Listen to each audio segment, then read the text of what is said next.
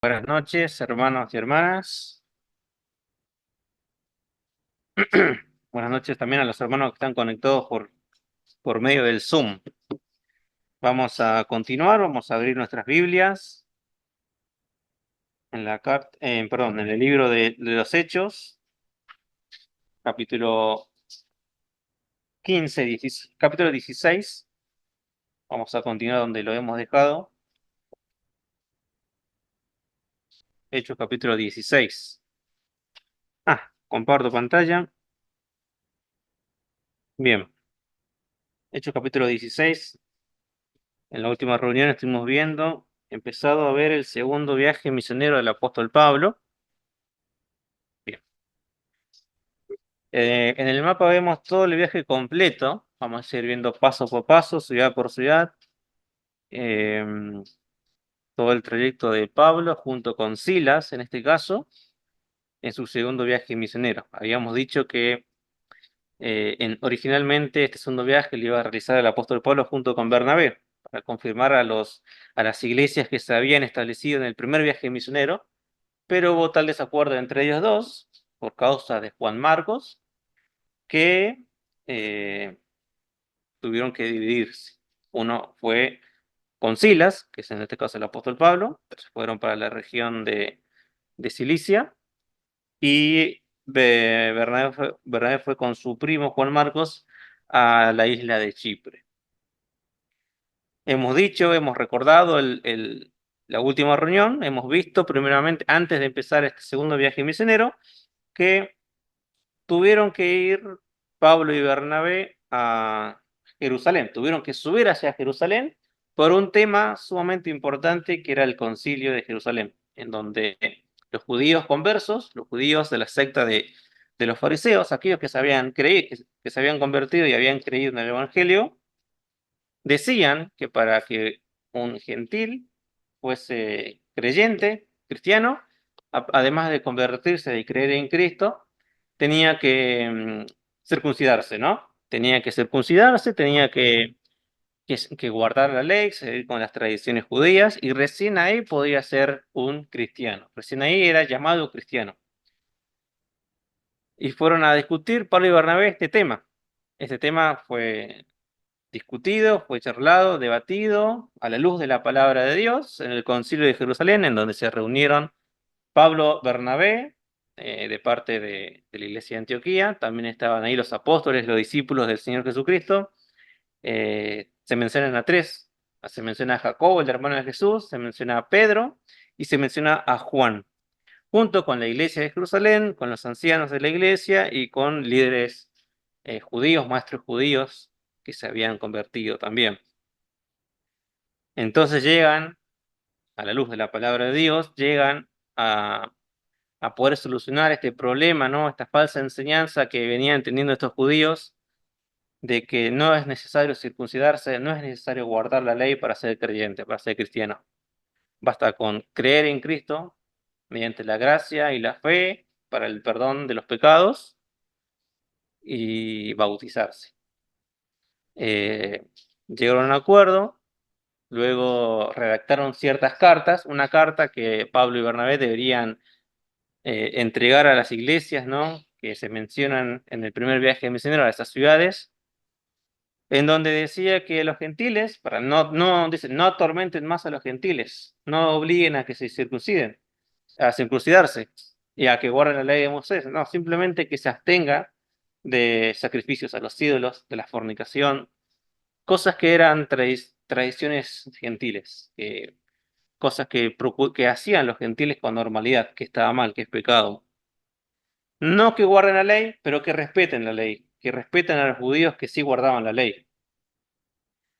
Llegaron a ese acuerdo, establecieron la carta, se dio esta carta a Pablo y Bernabé regresan a Antioquía, y ahí vemos que después de esta división, Pablo junto con Silas se va para la región de Siria y Cilicia, y a confirmar la fe de los creyentes que estaban ahí, y a leerles esta carta. Habíamos dicho que el propósito, en un principio, el propósito de este segundo viaje misionero era justamente fortalecer la fe de los nuevos cristianos, y leer y explicar la carta mandada por los apóstoles en Jerusalén a los sobre la circuncisión, sobre si deben o no circuncidarse.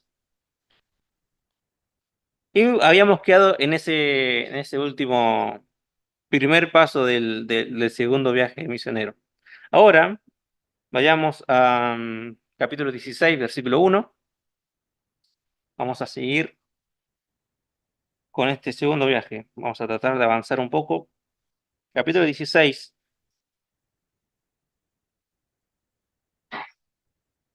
versículo 1 al 5. Acá se menciona a un personaje que es sumamente importante.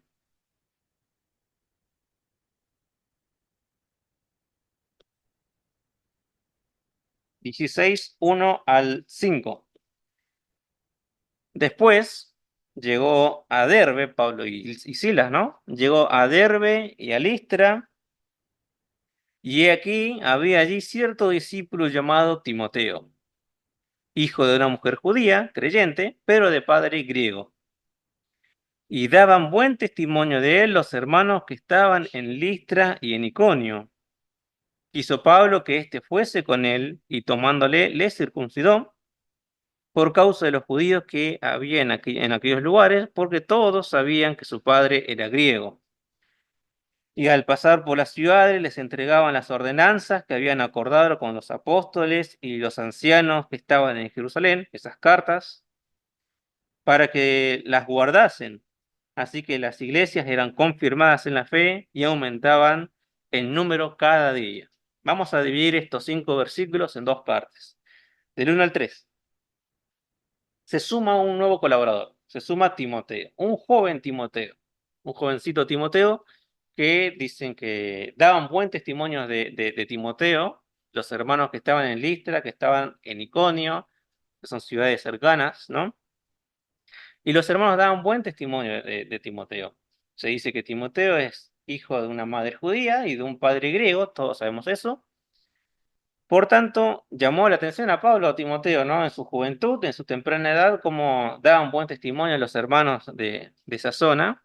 Y Pablo quiso reclutarlo, quiso que este joven Timoteo lo acompañara para que sea su colaborador.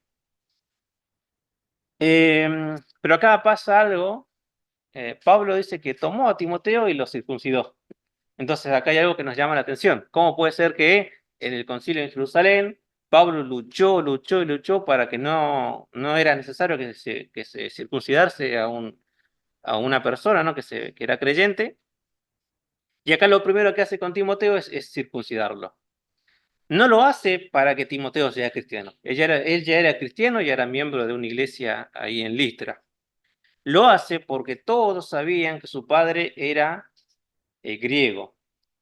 Y Pablo y Silas, cuando van a las ciudades que recorren, lo primero que hacen, por lo general, es ir a una sinagoga. Y tiene prohibido la entrada a las sinagogas todas las personas que no están circuncidadas. Todas las personas que no es prohibido la entrada a una sinagoga a los incircuncisos. Toda aquella persona que no se ha circuncidado, que no la han circuncidado al octavo día o no se han circuncidado, tiene prohibido la entrada a la sinagoga. ¿Y Pablo qué hace? Va a una sinagoga a predicar la palabra. Entra a las sinagogas a predicar. Y lo hace por eso. Circuncida a Timoteo por eso. Porque todos ya sabían que su padre era griego y que él no se había circuncidado. Luego dice, y al pasar por las ciudades, versículo 4, les entregaban las ordenanzas que habían acordado los apóstoles y los ancianos que estaban en Jerusalén para que las guardasen.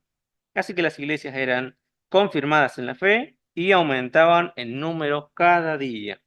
Entonces vemos acá el propósito del segundo viaje misionero. Primero, fortalecer la fe de los cristianos nuevos en las iglesias que habían sido originalmente establecidas por Pablo y Bernabé en el primer viaje misionero. Y luego era leer y explicarles esta carta, ¿no?, que se había establecido para los gentiles sobre la circuncisión, que no es necesario que sean circuncidados para ser creyentes, que no era necesario. Esa era la misión del segundo viaje misionero. En principio, porque tenía que ir a las iglesias que ya habían establecido en su primer viaje de misionero. Luego de esto, dice el versículo 6, y atravesando Frigia y la provincia de Galacia, ahí como ven en el mapa, separé el mapa de Asia Menor en regiones. La provincia de Cilicia, esta Galacia, esta Frigia, que vamos a ver ahora enseguida, que se menciona justamente ahora. Dice el versículo 6, y atravesando Frigia y la provincia de Galacia, les fue prohibido por el Espíritu Santo hablar la palabra en Asia. Asia es toda la provincia, es Asia Menor, lo que se conoce hoy como Turquía. Versículo 7, y cuando llegaron a Misia, intentaron ir a Bitinia, pero el Espíritu no se lo permitió. Y pasando junto a Misia, descendieron a Troas. Versículo 9, y se le mostró a Pablo una visión de noche. Un varón macedonio estaba en pie rogándole y diciendo, pasa a Macedonia y ayúdanos. Cuando vio la visión, enseguida procuramos partir para Macedonia, dando por cierto que Dios nos llamaba para que para que les anunciásemos el evangelio. Bien. Y acá vemos, y también lo vamos a dividir estos versículos en dos partes. Primeramente, vemos la dirección del Espíritu Santo. Acá vemos como Pablo y Silas, junto con Timoteo, seguían su camino, atravesando Frigia, atravesando todas esas regiones, llegando hasta Misia, está ahí en rojo. ¿Por qué está en rojo Misia y Bitinia? Porque dice que el Espíritu Santo les prohibió que predicasen el Evangelio. Les tenía prohibido, no sabemos por qué, solamente Dios conoce sus propósitos, sus motivos, pero tenía prohibido que se predicara el Evangelio en Misia. Pablo y Silas procuraban ir a ciertos lugares, pero el Espíritu Santo se los prohibía. Procuraban subir a Bitinia, ir hasta Bitinia, pero el Espíritu Santo les dijo que no. Dios a veces tiene sus planes, sus propósitos, sabemos que son perfectos, por más que con toda la mejor intención Pablo y Silas habrán querido ir a predicar el Evangelio, que se establecieran iglesias, a que crecieran el número de las iglesias, pero el Espíritu Santo les dijo que no. Que esa es la dirección del Espíritu Santo. Quizás Pablo y Silas en un principio no entendían por qué. ¿Por qué el Espíritu me está poniendo trabas, ¿no? Para poder predicar el Evangelio? ¿Por qué el Espíritu me está impidiendo ir a tal lugar a predicar el Evangelio? Capaz en un principio no lo entendían, pero una cosa sí entendían, que si la voz de Dios les hablaba y les decía que no, es por algo. Y ellos, llenos de fe, llenos del Espíritu, confiando en Dios, obedecían. Obedecían a la voz de Dios. Por más que tuvieran las mejores intenciones de ir a predicar el Evangelio, ¿no? De querer expandir el Evangelio a otros lugares. Pero si la voz de Dios le dice que no, Pablo y Silas, junto con Timoteo, obedecían. Confiaban en Dios, obedecían y seguían su camino.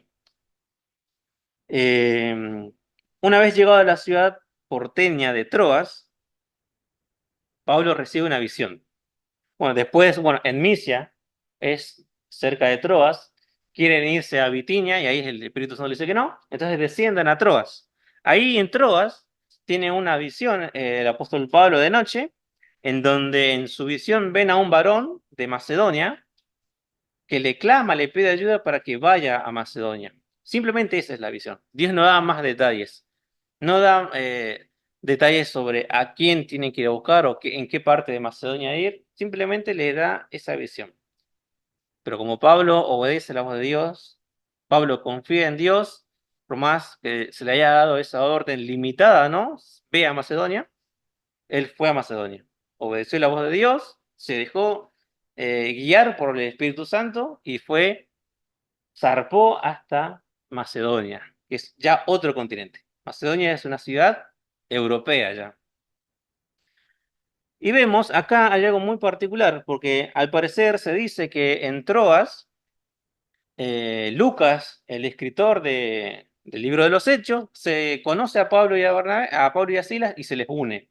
Y notemos este cambio, este cambio en la forma verbal que Lucas describe estos versículos, ¿no? Eh, esta situación, este hecho en Troas. En el versículo 7 Lucas describe, y cuando llegaron a Misia, intentaron ir a Bitinia. Versículo 8. Y pasando junto a Misia, dice, descendieron a Troas. Pero miren el cambio verbal que hay en el versículo 10. Cuando vio la visión, enseguida dice, procuramos partir para Macedonia, dando por cierto que Dios nos llamaba para que les anunciásemos el Evangelio. ¿Qué nos da a entender a esto? Que en Troas, el escritor del libro de los Hechos, Lucas, se une, conoce a Pablo y a Silas y se une a ellos. Ahí cambia la forma en la que describe o que empieza a describir los hechos de Pablo y Silas. A partir de acá cambia, se une él y habla en primera persona. Dice que juntamente con él, dice, procuramos, visitamos, anunciamos el Evangelio. Ya se une Lucas en este viaje. Entonces eran Pablo, Silas, Timoteo y podemos decir que también estaba Lucas junto con ellos.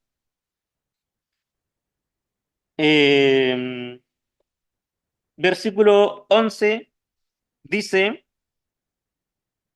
zarpando pues de Troas, vinimos, bien, ahí ya habla del mismo, vinimos con rumbo directo a Samotracia y el día siguiente a Neápolis.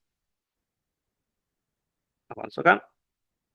Otra salvedad, otra aclaración. Vieron que hay una flecha, no se llega a ver ahí porque es muy clarito, pero dice que desde Antioquía, desde el punto de partida de la iglesia de Antioquía en Siria hasta Troas, hay una distancia de 1263 kilómetros a pie. Acá el escritor Lucas, toda esta distancia lo resume en unos pocos versículos, pero se imagina que Pablo y Silas por día habrán caminado alrededor de unos 23, 24, hasta 30 kilómetros por día. Imagínense todo ese trayecto, como de acá hasta llegar a Salta caminando. Y le habrá llevado todo este trayecto varios meses llegar hasta Troas. Imagínense, ¿no? Como Pablo y Silas, con el deseo de predicar la palabra, de expandir el evangelio, se hicieron semejante viaje, simplemente hasta Troas, porque después sigue todo el viaje. Queda aún mucho más. 1264 kilómetros es lo que recorren a pie. Seguimos con la lectura, versículo 11, zarpando pues de Troas, avanzamos en el mapa, de la ciudad porteña de Troas, vinimos con rumbo directo a Samotracia y el día siguiente a Neápolis. Samotracia y Neápolis.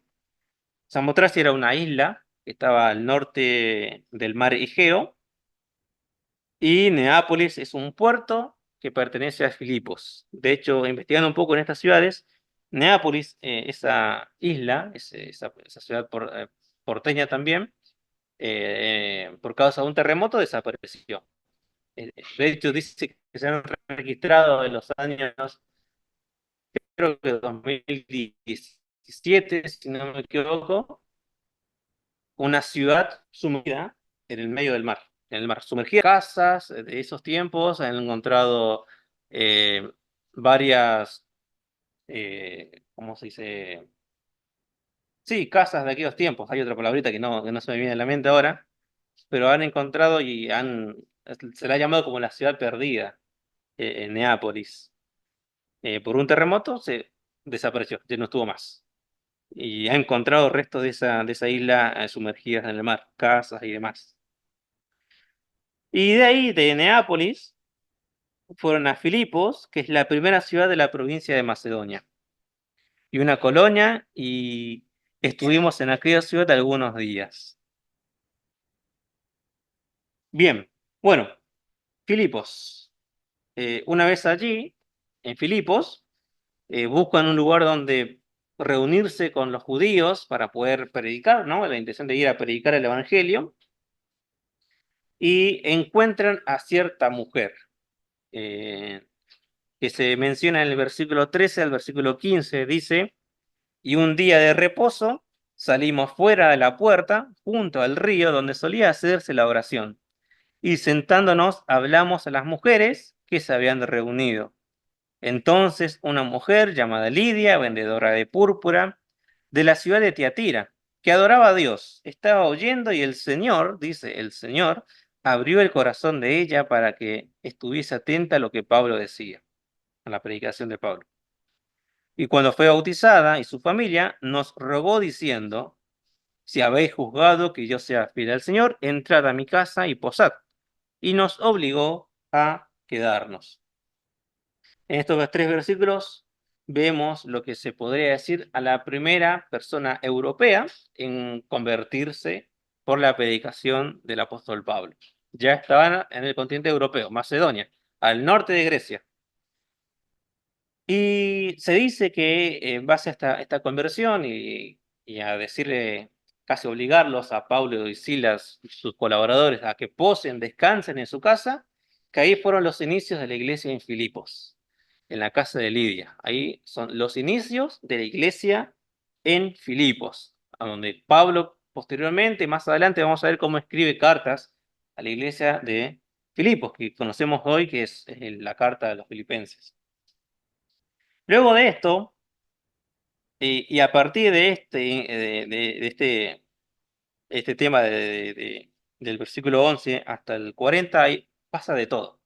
Primero se convierte, bueno, Lidia, una mujer vendedora de púrpura, se convierte, invita a Pablo y a Silas a que visiten su casa, que descansen allí, donde vemos los inicios de la iglesia en Filipos, y luego dice que desde el versículo 16 vemos otro milagro del apóstol Pablo, parecido al que vimos en Chipre, en el primer viaje misionero.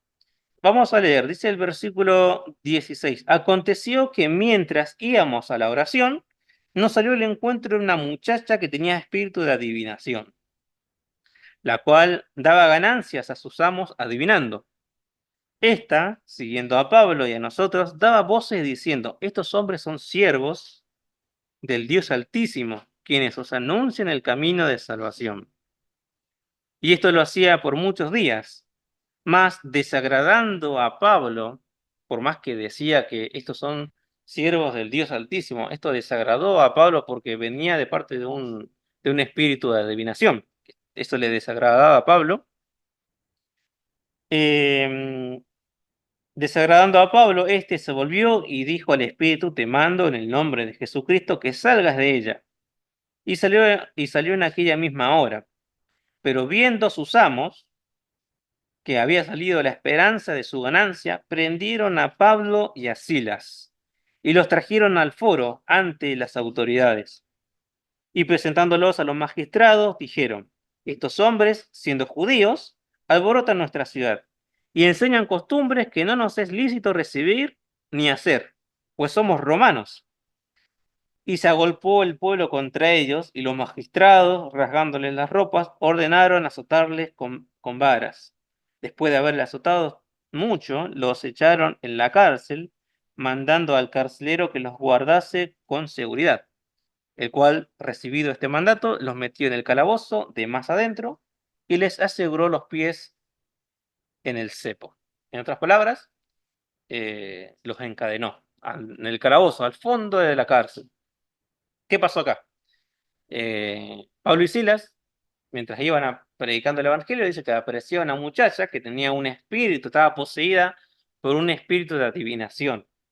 Y esta muchacha tenía unos amos, pero los amos se enriquecían por este espíritu de adivinación que tenía esta muchacha, y sus ingresos, su plata que ellos iban ganando era por causa de eso, por esta muchacha que tenía este espíritu.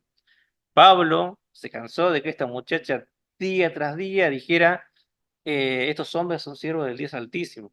Dice que fue hasta la muchacha y le dijo al espíritu este demonio, que salga de esta muchacha. Esto causó que sus amos se enojaran. ¿Por qué?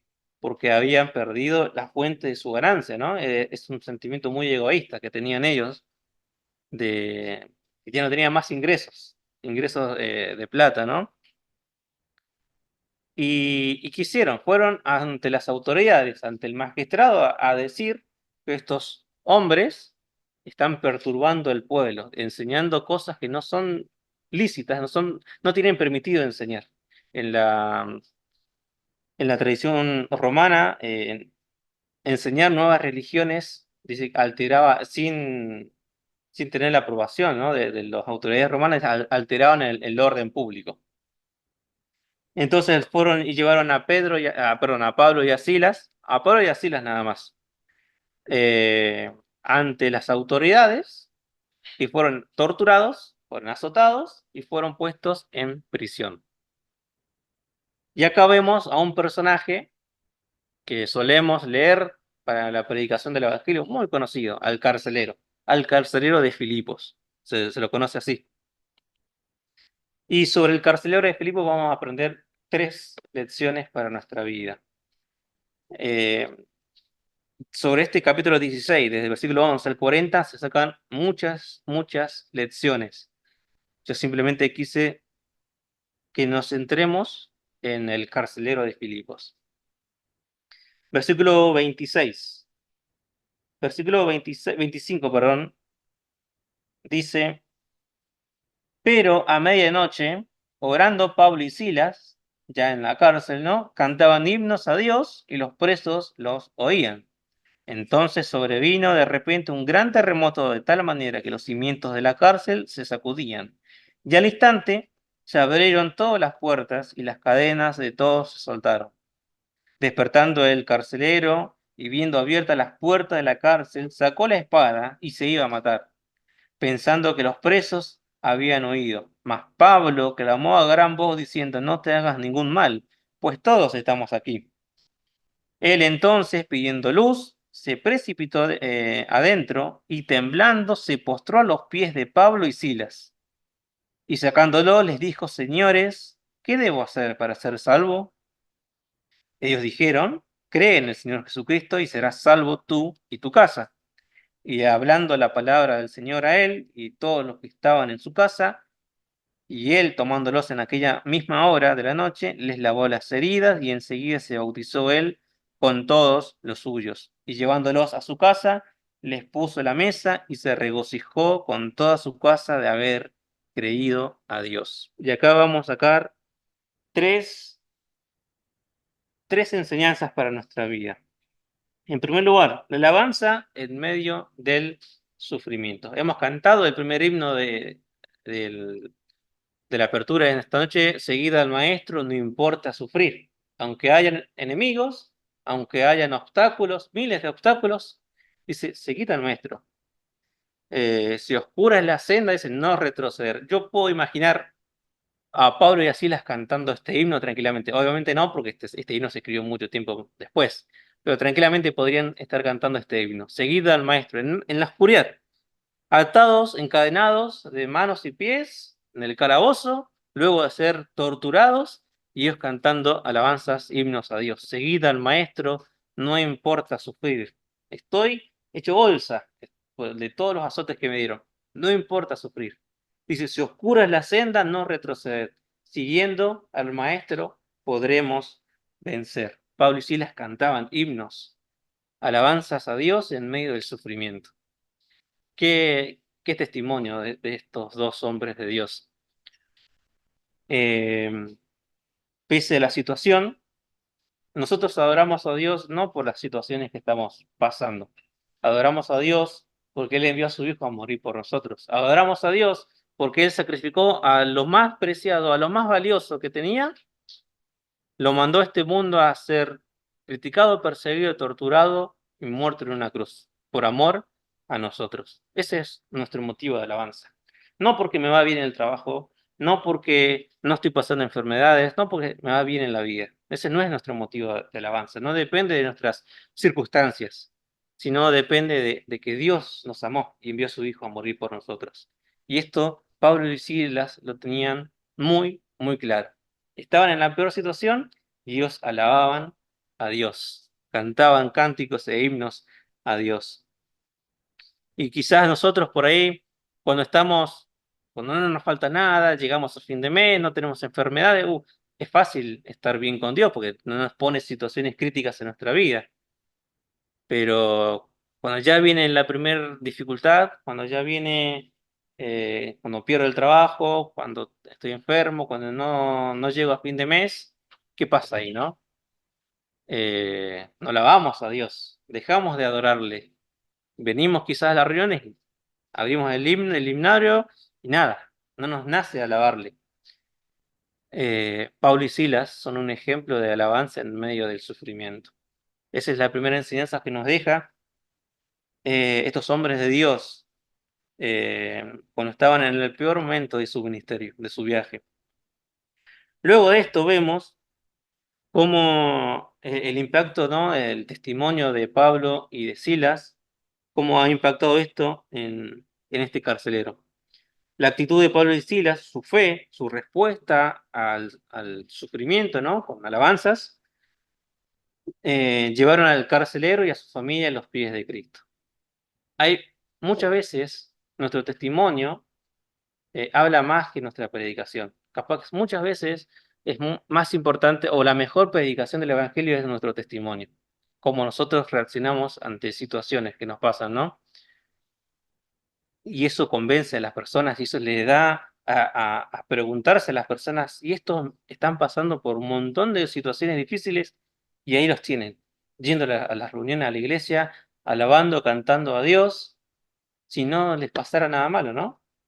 Y eso es la mejor predicación, nuestra vida, nuestro testimonio a veces es una mejor predicación que palabras, que leerles versículos quizás, que predicarles el Evangelio con nuestra voz.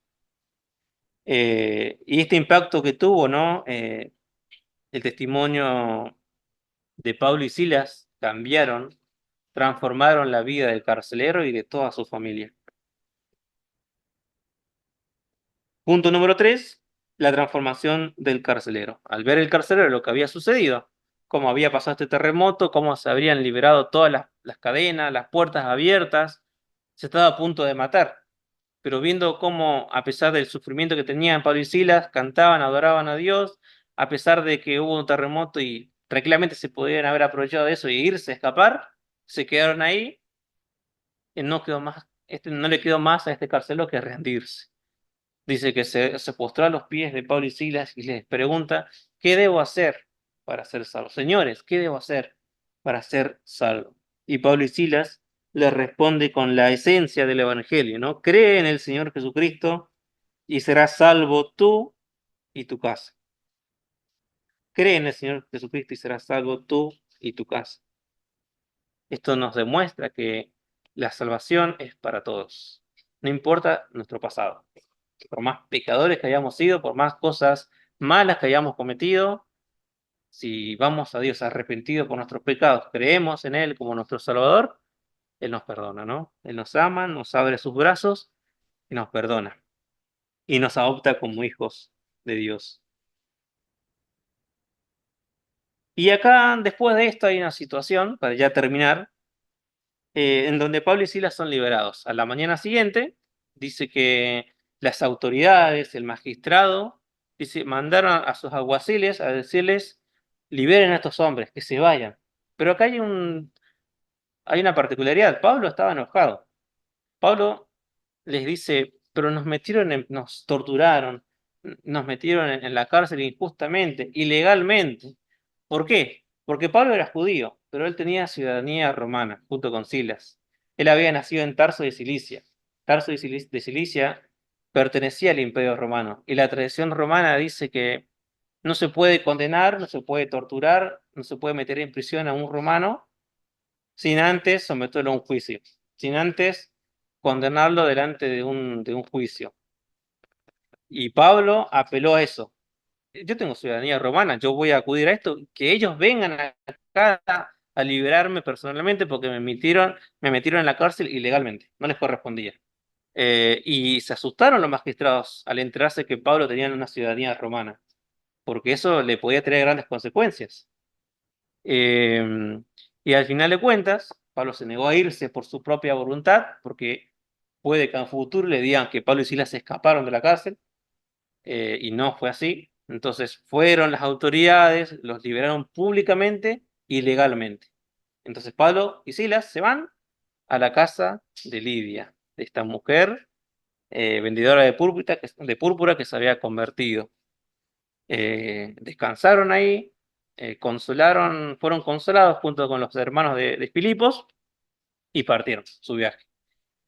Y es en esa casa donde se origina la iglesia de Filipos, que posteriormente el apóstol Pablo le manda cartas, lo que conocemos ahora como la carta de los filipenses. Hasta aquí lo vamos a dejar por el día de hoy.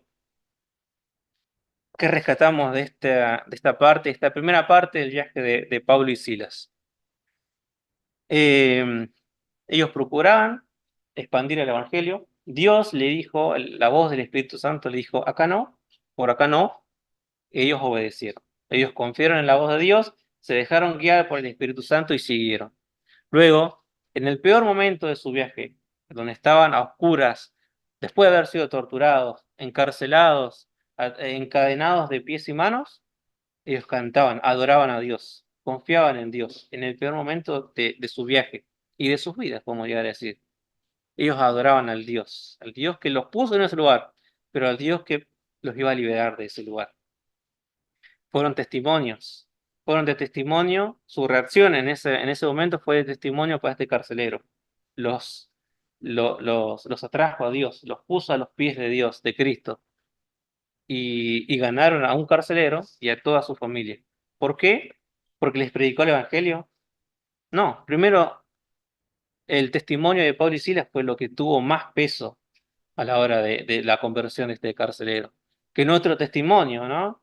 En cualquier situación de nuestra vida, por más que estemos en el peor momento de nuestra vida, pasando dificultades, si nosotros testificamos de Cristo comportándonos o con la confianza de que si Dios me puso en este lugar, sé que Dios me va a sacar de acá, confiando en Él, ese puede ser la mejor predicación del Evangelio a las personas que no tienen a Cristo, ¿no? Nuestro testimonio. Lo debemos cuidar y lo debemos demostrar a todas las personas, a los demás. Y eso salvó al carcelero y a toda su familia. Hasta acá nomás, hermanos, que el Señor bendiga su palabra en cada uno de nuestros corazones. Amén.